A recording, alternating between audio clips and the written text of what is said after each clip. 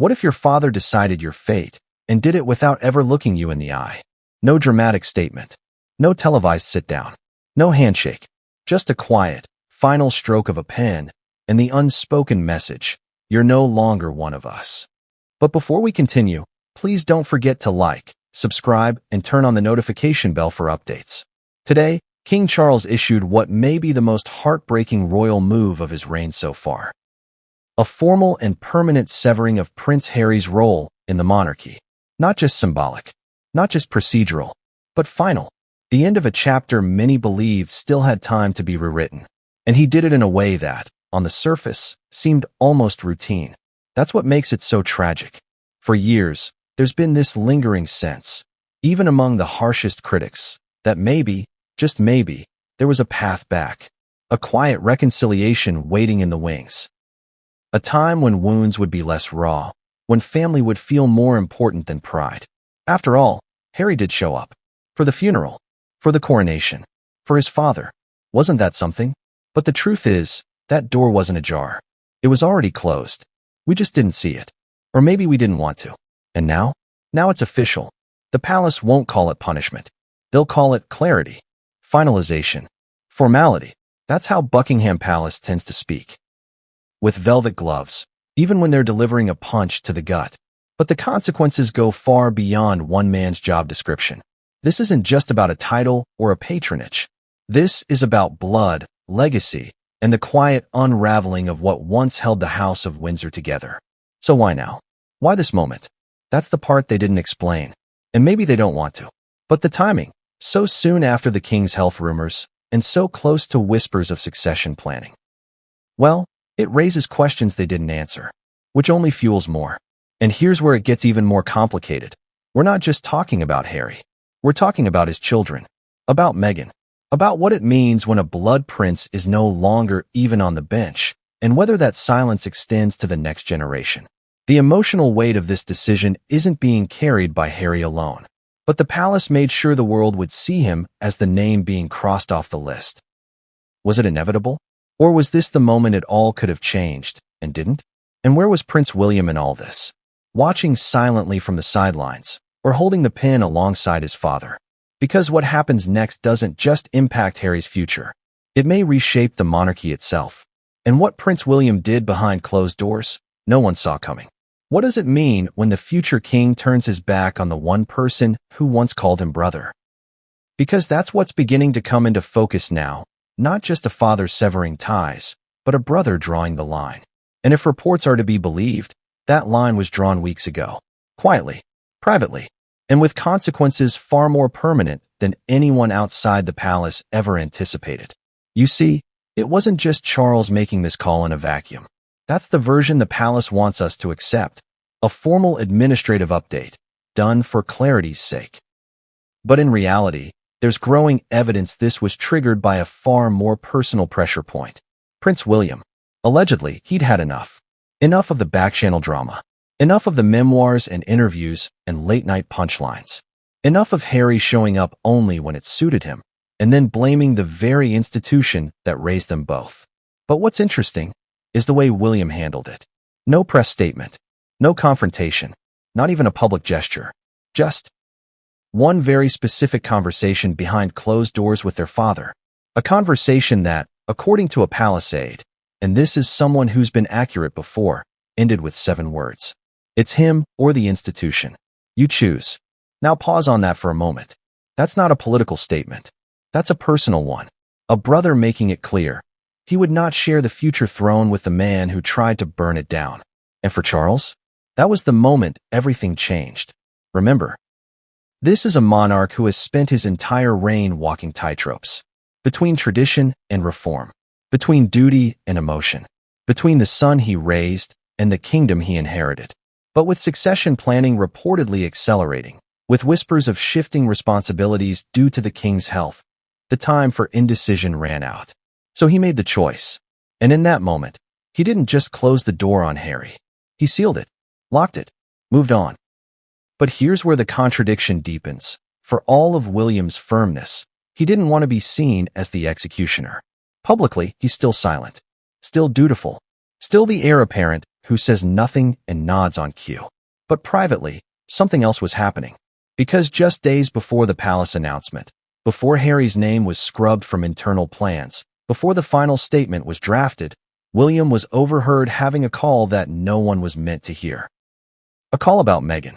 And what was said during that call may just change how we see all of this.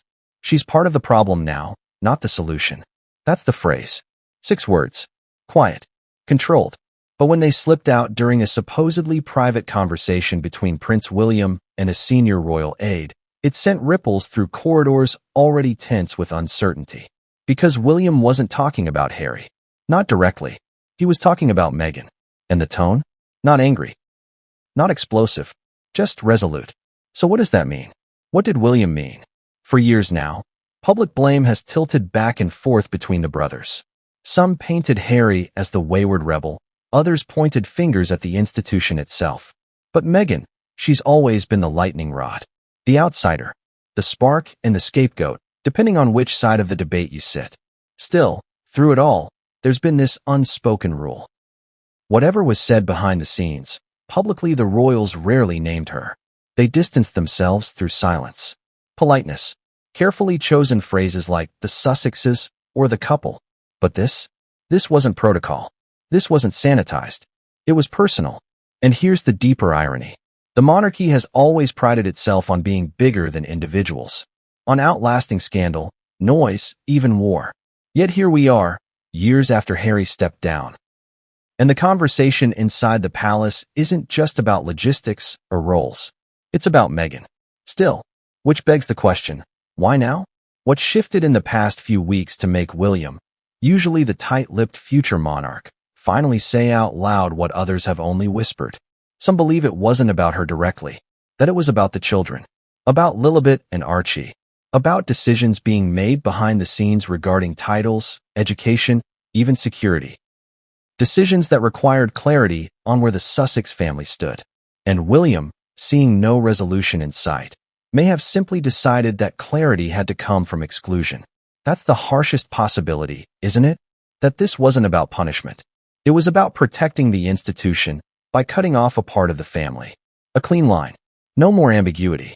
But there's a deeper contradiction here. One that keeps playing on loop. If Meghan is really part of the problem, as William allegedly said, why hasn't she said a word? No press release. No Instagram statement. No podcast reaction. Nothing. And for someone whose voice has been at the center of the storm for years, that silence is louder than any headline. Is it defeat? Is it strategy? Is she preparing something?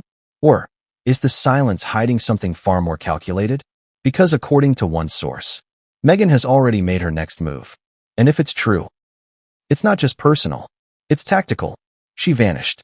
No paparazzi shots. No stage photos. No PR leaks or cryptic social media posts. Just absence. In a media cycle that's constantly hungry for reaction, especially when it comes to Meghan Markle. Her silence following King Charles's announcement was deafening and unsettling, because silence, from Meghan, has never been accidental. Which raises the question, what's really going on behind the scenes? Sources close to the Sussex circle. And yes, there are still a few who talk, suggest this isn't some emotional retreat. Meghan isn't licking her wounds. She's watching, waiting, calculating her next move with the precision of someone who knows how narratives are shaped and when they land hardest. One former aide described it as her shadow phase, a term used in political consulting. It's when you let your opponent show all their cards before you lay yours down, and then flip the table. And here's where things get even more curious. Just 1 week before the palace made the announcement final, Meghan reportedly canceled a planned appearance at a women's leadership summit in California. No explanation. No rescheduling. No press follow-up. It simply disappeared from the calendar. Now that, in itself, wouldn't raise too many alarms. But combine that with a sudden freeze on Archewell's latest media projects, and whispers of a private legal review quietly underway. And a different picture starts to emerge. Some believe Meghan is preparing a legal or reputational counterstrike. Not a lawsuit, necessarily, but something more nuanced.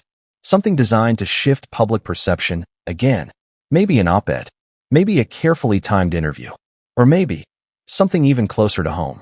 Because there's a second theory circulating. That Meghan's silence isn't about controlling the next narrative. It's about protecting something or someone. Archie, Lilibet. There are rumors, unverified but persistent, that certain titles or protections previously under review for the children have now been quietly removed from consideration. That following this final royal exit, the children are no longer in line to receive HRH styling, security considerations, or even basic protocol acknowledgement within future state events. And if that's true, then Meghan's silence might not be strategic at all. It might be protective, defensive, even maternal. But here's the catch. If the titles were never a priority, if walking away from the institution was always the goal, then why does this particular moment feel like a personal loss? Why now? And more urgently, what does Meghan know that we don't? Because someone very close to the palace, someone who's been right before, claims that Harry is already in talks about his next steps. Not with Meghan, not with William, not even with his father, but with someone else. And if that conversation leaks, the royal silence might not last much longer. Chapter 3 complete. Waiting for Geo to begin conclusion. Go. So where does that leave us? A monarchy that prides itself on discretion, quietly erasing a prince from its inner workings. A father forced to choose between blood and the institution. A brother hardened by years of silence and betrayal, finally drawing the line. And Harry, once second in line to the throne, now permanently unmoored. Not cast out with ceremony, but removed with the kind of cold finality only the crown can deliver. And yet, this doesn't feel like resolution. It feels like something unresolved was forced closed. Not healed, not reconciled, just shut down. Maybe that's the most painful part. That for all the noise, all the media, all the tell-alls and interviews, in the end, none of it changed the outcome. None of it moved the needle. The palace waited, watched, and then acted. Quietly. Finally. Without turning back. And Harry? He's now in a position few could have imagined just a decade ago. A man without a role, a title without a purpose. Still royal by birth, but not by function. Not anymore. You have to wonder what that does to someone. Does he feel relief? Freedom? Or has the reality sunk in that what's been taken can never truly be returned? And then there's Meghan. Still silent. Still calculating. Maybe even planning. The emotional weight of this moment doesn't just fall on Harry's shoulders. It radiates outward. To his wife, his children, his past, his future, but also to the monarchy itself. Because yes, they may have closed this chapter, but in doing so, they've sent a signal that not even blood is enough to guarantee belonging. That legacy isn't fixed, it's conditional. And those conditions, once broken, don't get rewritten. So what now? Where does Harry go from here? More memoirs? A reinvention? Something quieter? Something louder? Or maybe nothing. Maybe this was the final act, and the next sound we hear from him will be silence. Or something far more unexpected. Because as we've learned time and time again, when it comes to the royal family, and the man they no longer call working royal, the story is never quite over. And the next twist is already in motion. So what do you think Harry should do next? Was this the only ending possible? Or is there still a door left to open? Drop your thoughts in the comments. Subscribe for more breakdowns as this story unfolds.